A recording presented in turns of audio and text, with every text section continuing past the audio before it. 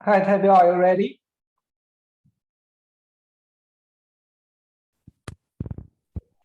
Hello? Yes, we can hear you. It's the volume You is can hear me? Okay. Okay. So let's start. Hi guys, this is Taibiao, and today I can share paper the post-transformers human motion prediction with non-autoregressive transformers. And there are 4 sections in my representation: the introduction, method, experiment, and the conclusion. First, in the introduction, let me introduce what is the transformer. And as you can see from these white figures, it is the conventional transformer architecture. And it consists of 2 parts. The left box is encoder and the right box is the decoder. And you can see both of the encoder and decoder consist of the multi-header attention and the feed-forward neural networks. And this conventional transformer is autoregressive. And the autoregressive means this model predict output conditioned on previous output. And you can see from here the decoder. The input of the decoder is the output from previous output.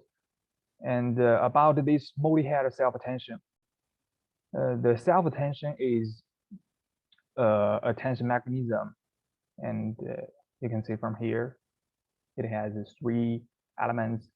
The Q, K, V is there, the query, the keys and values, and after this dot product, you can get the attention score of the input. And the multi-head attention is their multilinear projection of these value, keys, and query.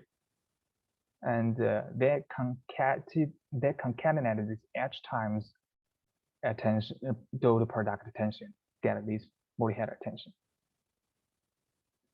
So it is a conventional transformer. They're first introduced in the machine translation, and it is autoregressive. So let me introduce how it is used in the NLP, the neural language process. And I will introduce the non-autoregressive transformer. First, as I said, the transformer, the conventional one, is autoregressive because the input is previous output in the decoder. And the non-autoregressive transformer, it means the output doesn't condition on previous output. So how to do this? In the non-autoregressive transformer, they proposed the fertilities, as you can see from these figures. This is encoder and this is decoder. And at the end of the encoder stack, there is a fertility predictor. And more detailedly, it is something like the number. The input of the encoder is a sequence. We totally accept it, and a period. There is 5 elements in the input sequence, and the encoder give you the fertility corresponding to these 5 elements. It's 1, 1, 2, 0, 1, and it means for the input of the decoder, it has 1 way and 1 totally, and 2 accept, and 0, 8, and 1 period. So here is the input of this decoder. And as you can see, the input is not the previous output anymore. So, but here, this non-autoregressive transformer is used in the NLP. How we introduce this non-autoregressive transformer in the human motion prediction? It is what I show you today. But before this, why we use this non-autoregressive transformer? Because the autoregressive transformer, it has the error accumulation and the computational cost is very heavy, very high. More detailedly, just for this machine translation, if this model is autoregressive, at first you translate the word totally in a wrong way, and best this wrong output, and you use it to get a next output, you maybe also get a wrong output. So it is the error accumulation. Okay. So now, how we introduce this non-autoregressive from NLP to today's topic, the human motion prediction. And as I said, they introduced the non-autoregressive by using the fertilities. So in this work, they also make some ideas inspired by this fertility. And also in the human motion, it is a sequence about human motion. So it contains this sequence, it contains information about the spatial dependencies and the temporal dependencies. For the spatial dependencies, they can use something like the positional embedding in the machine translation to get these spatial dependencies, to get the information among the different parts of the human body. And what about these temporal dependencies? It means we have to find some relationship between frames in the sequence. And some works, they provide additional information to the decoder for account the temporal correlation, like a learnable embedding. They insert a learnable embedding into the decoder. But in this work, they propose a new idea. Decoding process relies in a simple strategy to generate a query sequence from the input rather than relying on a learnable query embedding. It means they use a query sequence generated from the inputs to form something like the fertilities. So let me show you the detail about this method. Here is the pulse transformer, and this figure is the architecture of this whole model. Okay, and let me introduce this figure from left to the right. And you can see here is the input of the encoder. It's a sequence, and it contains the transformer encoder and transformer decoder. Both of these two have the same actor as the original transformer. And this is a neural layer, like the position embedding in the translation. And it can compute embedding for each pulse in the input sequence. And then there is another thing. This one is X0 star. It is a learnable class token. You can think it as a placeholder with a random initial value. We don't care what it is. But after this encoder, you can get the corresponding representation Z0.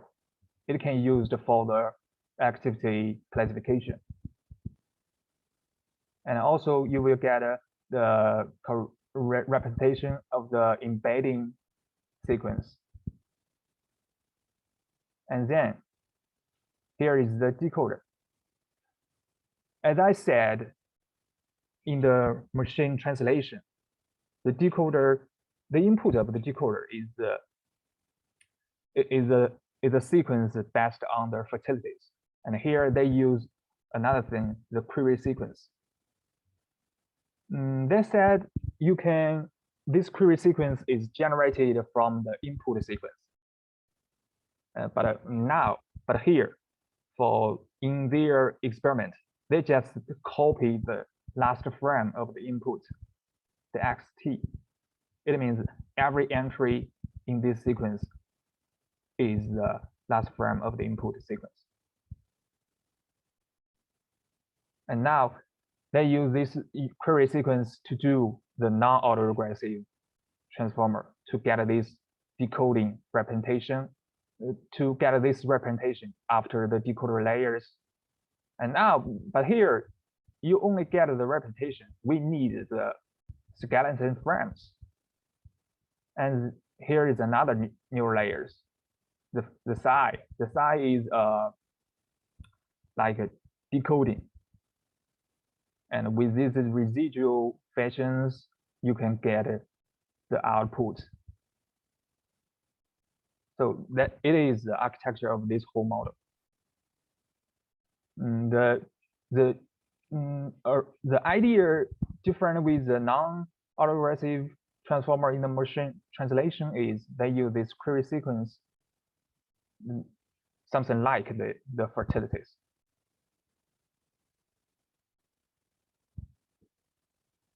And for the phi and the psi, these two neural layers, the position embedding and the decoding, here they use the GCN network, the graph convolution network. I think because the data is a human skeleton, it contains nodes and edges, so the GCN is better. It is good at this to do this.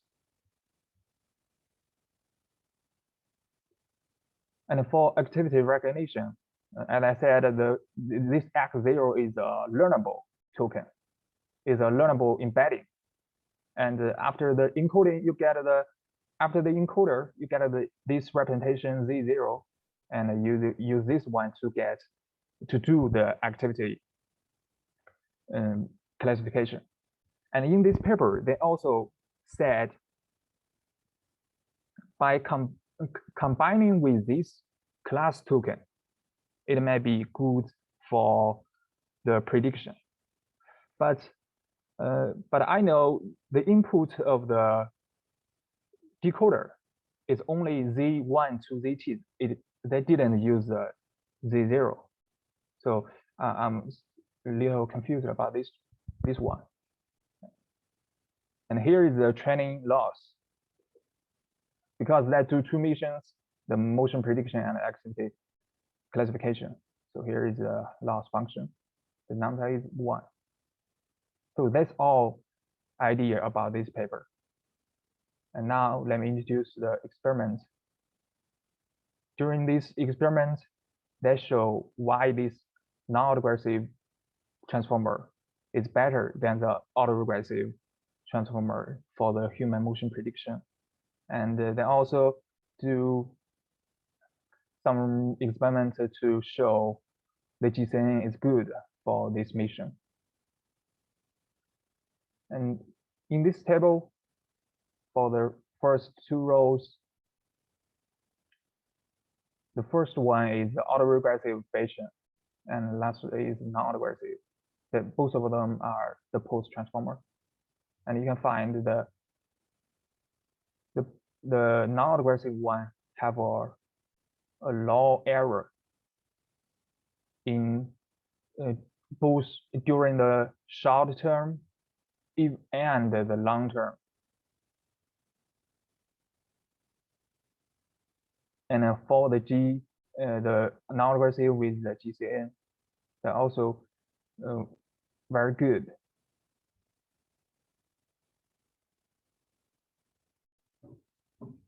And they also do some comparison experiments with the state-of-the-art method in the human motion prediction.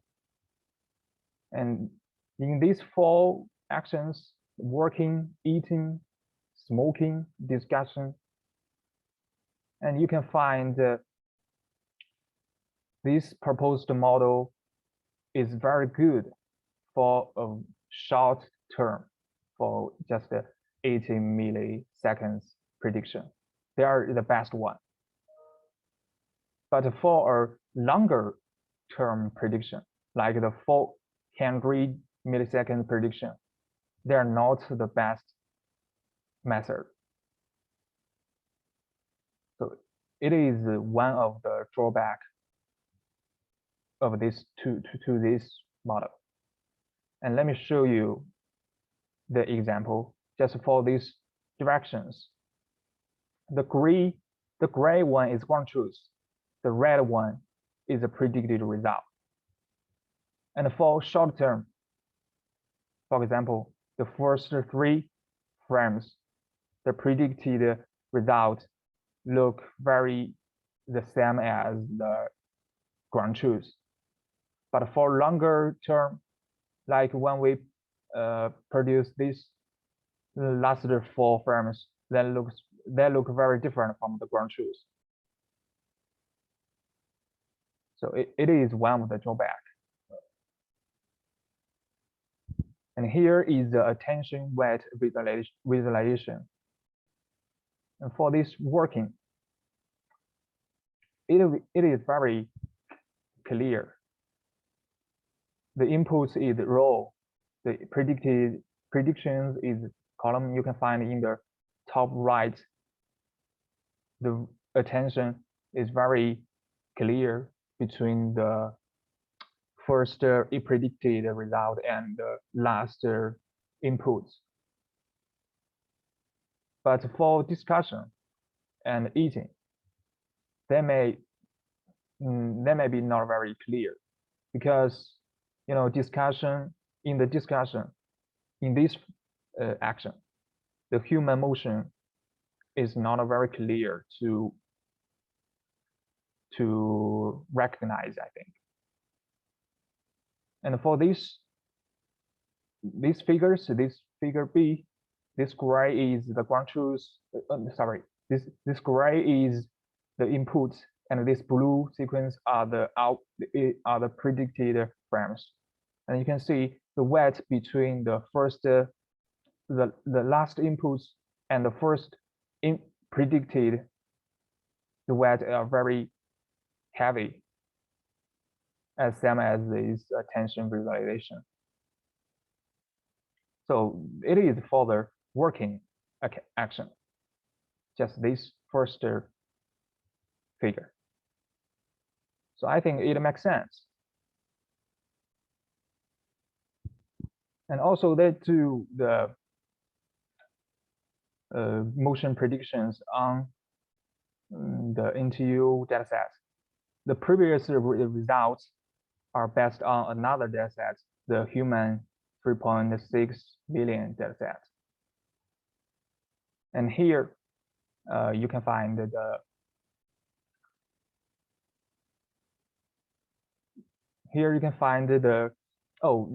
metric is the mean average precision. It's not error. So the higher value are better one. You can find this non-autoregressive transformer always better than the autoregressive, both shorter term and long term. And here the memory means they didn't use the class token. They just for the activity record classification, they just use this V1 to ZT, because there is no class token. There is no X0, there is no Z0. So they're only the encoded memory, Z1 to ZT. And you can find this result shows with the class token, the result are better. But it is the result shows the same as they said in the paper. And here is the motion prediction performance for the body part motion prediction. And the left one is precision, and the right one is for the joint position error. And for the left one, it is the precision. So high values are better. These blue guys, these blue are better. These blue are non-autoregressive, and orange are autoregressive. And for the joint position error, non-autoregressive transformer has a lower error than the autoregressive. So all of this experiment shows in the human motion prediction, the non-autoregressive maybe have a better result than the autoregressive transformer. So that's why they use this non-autoregressive.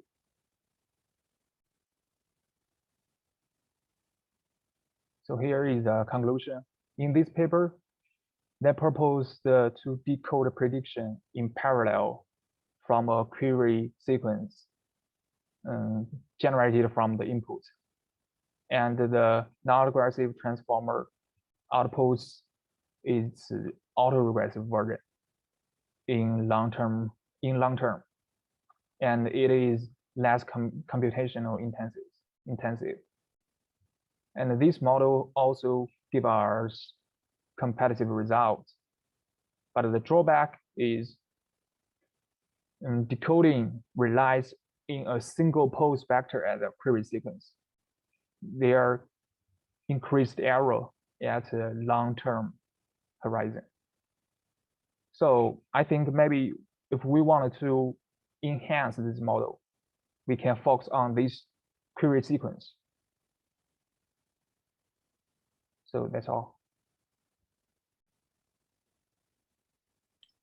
Hi, Taibiao. Yeah, can you go back to the loss function somewhere in the middle where you have the summation of two kinds of loss? Okay. One is the motion, one is the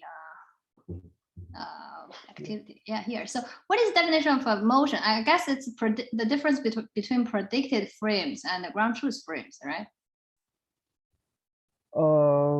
Yes, the loss I think. Of motion. Yeah, I think so. So there are two losses in the experiment. One is called a MAP at 10 cm. The other is mean absolute error at joints. What is? Can you explain? They are just metrics. I think maybe they not use this training loss to do this experiment, I think. Then what is definition for L motion? Like if you compare your predicted frames with the ground truth, is it the difference between joints? There should be a definition for L loss, right? Go back to Oh yeah. Yeah, the mathematical definition for L motion. Oh yes, you're right. Sorry, I didn't notice these points. I think it is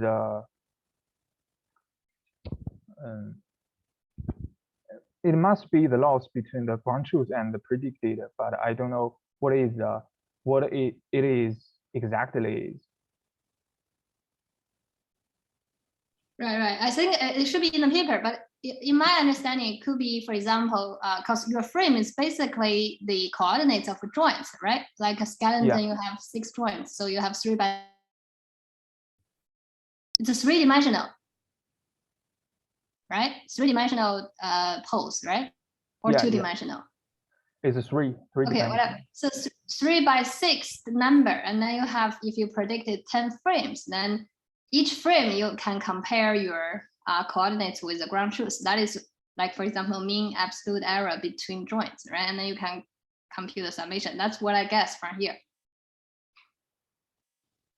But you may put a better definition, the original definition in the paper, right? You should copy that definition here.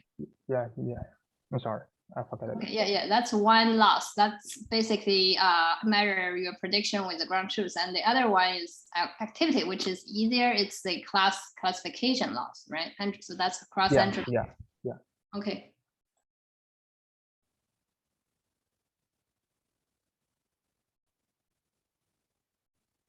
And if you go back to your somewhere in the very first beginning where you define the fertility function, I guess, yeah, we may have, I think we could have more discussion here. So in NLP, what is the fertility function here? Like what's the input? It's just the sentence? No, I think it is the fertility. It is result of this software max. Maybe, how to say it? As I said here, the result is just the number corresponding to the input word.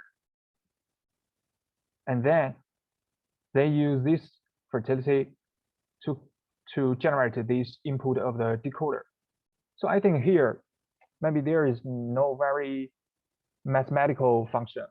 They're just like a neural layer to get the corresponding number with this input sequence in the machine translation. So the whole information from the sequence will be used for generation, right? The whole sequence. Will the fertility predictor will actually gather all the information and copy it to the input for decoder, right? Yeah, I think so. But then if you go back to go to the next slide for motion synthesis, I think we can only see a copy of last frame. That's a problem here, or some kind of drawbacks here, I guess, right? Yeah, yes, it is why for long-term prediction, the result is not very good. Because in the query sequence, every entry is the same as XT. So I guess if we do not use this copy XT, like we use these first frames of the input, maybe we will get a worse predicted result. Yeah, I don't know for sure how to, but can we do X1 to XT?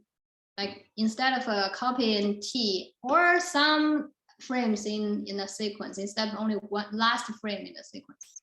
Somehow I feel we have actually a banding of the whole sequence. We need that information. That's somewhere maybe in Z, right? Not just the last sequence here. I may need to read a little more, but maybe some other people. This output of the encoder, this representation, it contains the whole information of this input sequence.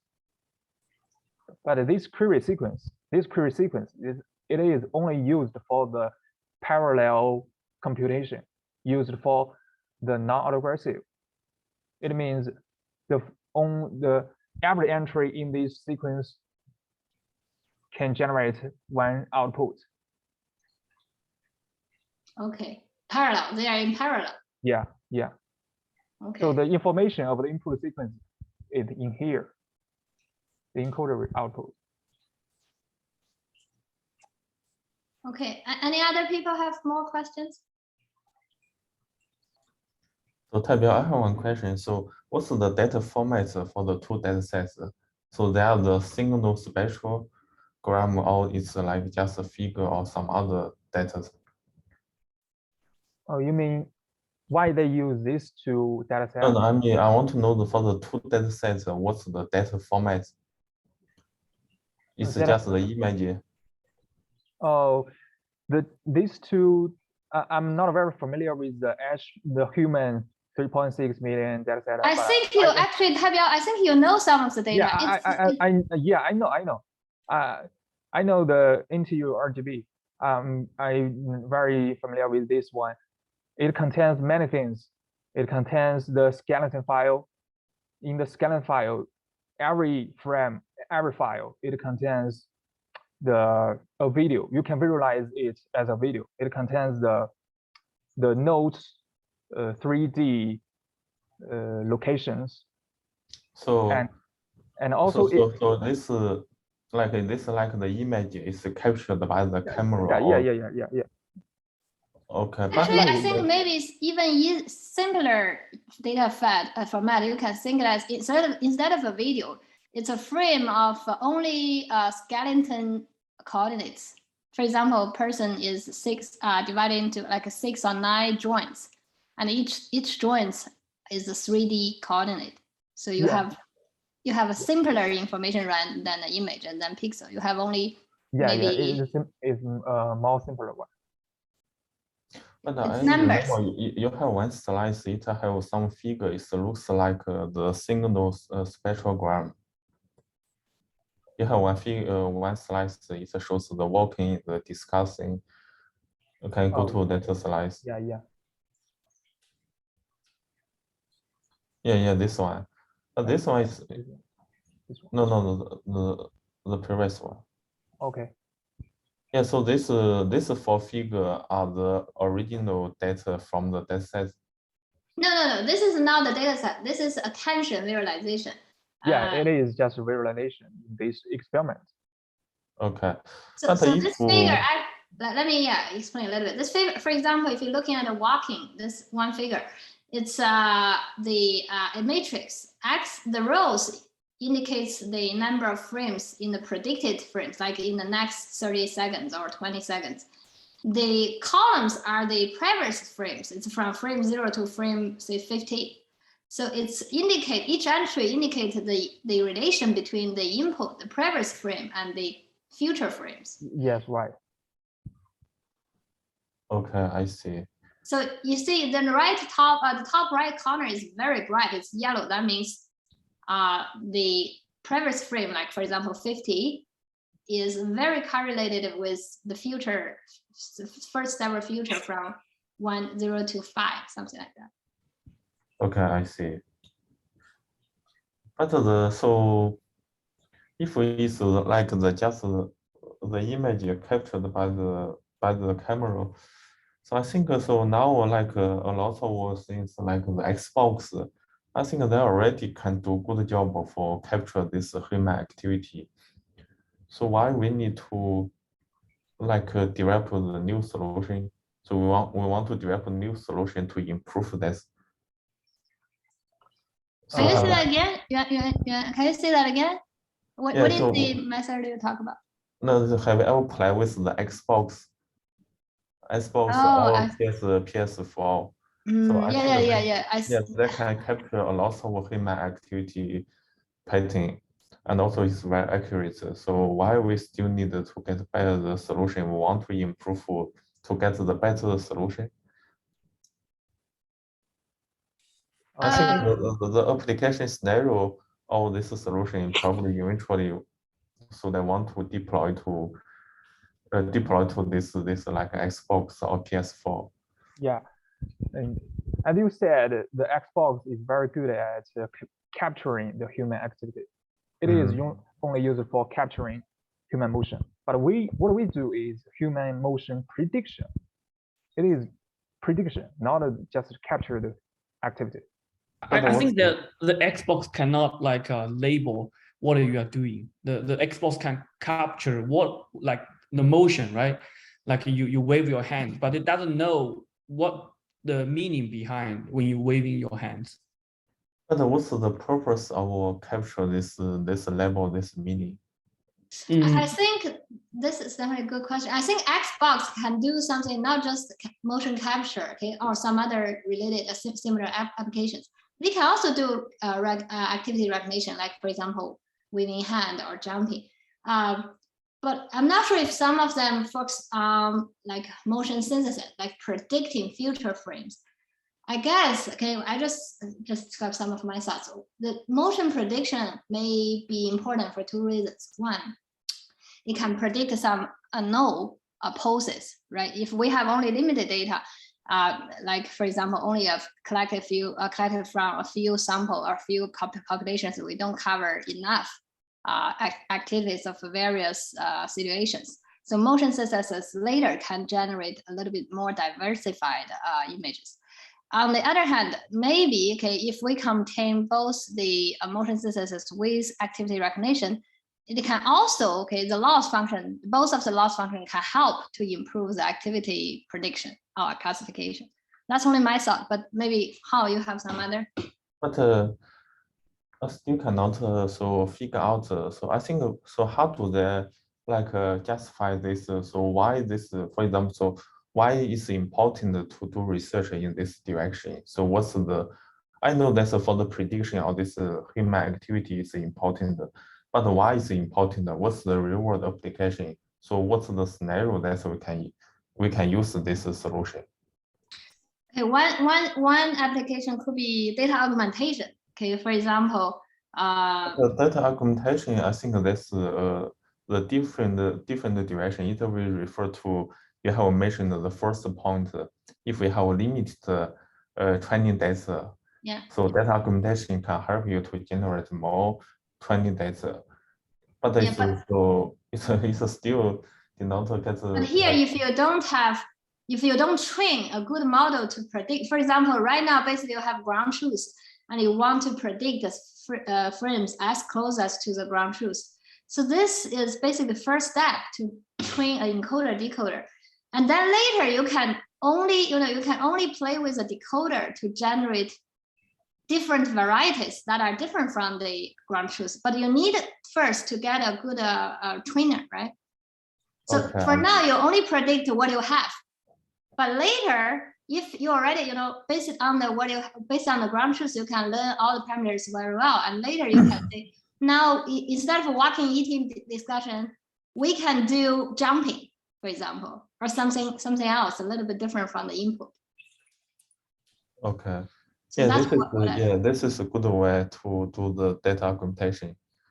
So right, or something like walking in right now in the data set we have 4 different person, female, male, and old, or maybe only old person. But later we want to generate a sequence with younger male or younger female, so we can change a little bit on the token, on the conditional token to generate newer synthesis data. So that's what I thought for the first initial. yeah, this is an important an important extension, but so I'm still confused. So for this proposed solution, so like it's make this prediction for this prediction. So how to say? Even we do the data augmentation, so eventually we need to use this data augmentation for the training and for the prediction for the human activity. So in the real world application, so what kind of scenario that we need to predict this human activity? Like some example is the Xbox, right? But others could be video surveillance. Oh, you mean applications for Yeah. human activity? So generally, you can have camera-based, image-based human activity recognition. That's the most popular category, right? So the other category, for example, if we consider limited computing resources, or in certain areas we don't want to use images, we can have just skeleton-based image synthesis, like simpler data, but with limited computing resources, but we have a certain degree of accuracy. Is that a answer? Okay, I see. Yeah, probably it makes sense. Yeah, to predict like just use the video to capture this activity, and then it can automatically to recognize each activity. Yeah, so I think most of the popular applications they focus on camera-based, like video images, right? Here, you can think about some other sensor. Instead of capturing images, they only capture certain, X-ray or like infrared. They only capture certain the information on certain joints instead of whole images. That's in certain application we may need this kind of data. Okay.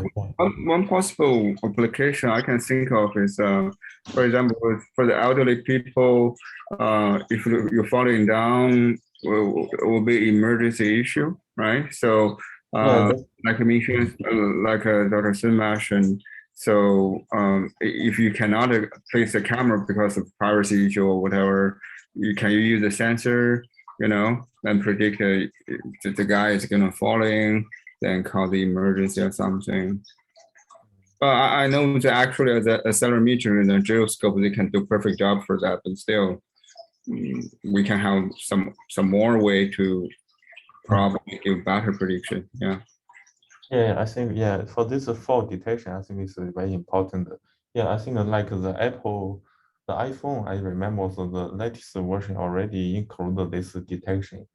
That's true, but they're using gyroscope and accelerometer to do that. It's not like I don't know. It's not like to do something like this. I see. Yeah. Yeah, this is like the daily activity tracking. Yeah, sometimes I also want to figure out so why this daily activity tracking is important. So that's why I asked this question. I think you asked very good questions. So it's the motivation why we need to read this kind of paper, why these papers are important. Yeah. But I know a lot of people are doing this. So.